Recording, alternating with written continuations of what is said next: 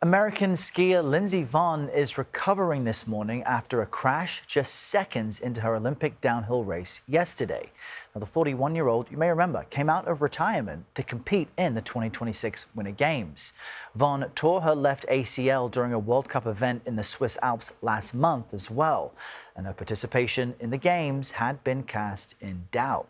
CBS News foreign correspondent Seth Doane was in the finish area at the race there at Cortina, Italy. He joins us now to tell us what all of this was like. Seth, good morning. There was so much hope and excitement for Vonn, and it's almost as if people felt the pain with her during the crash. What was it like to be there as it happened?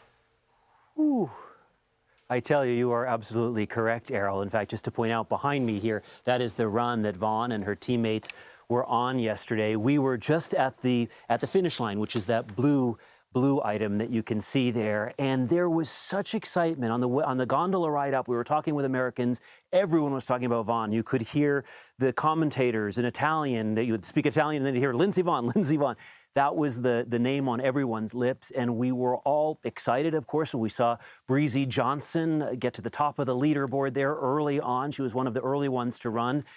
And then just 13 seconds into Lindsey Vonn's run, we saw that terrible crash. There was just this kind of deafening silence, a real honest gut punch there in the crowds. There had been this kind of thumping music playing and this great excitement, and all of a sudden everyone went silent. Of course, the music continued because that was the plan, and all of a sudden this music felt just completely out of place. People were looking around.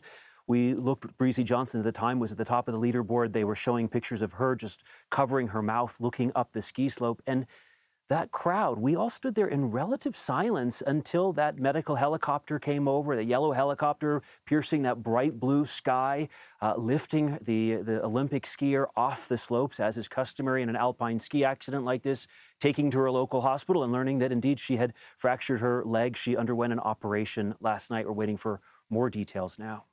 Seth, Team USA did earn gold in figure skating this weekend. Quickly tell us about that. Yeah, did you see that? The quad god came in to the rescue at the end. His less ambitious, he didn't do that his signature quad axel, but he did land 5 quad jumps, and that was spectacular enough to take home the gold for the U.S.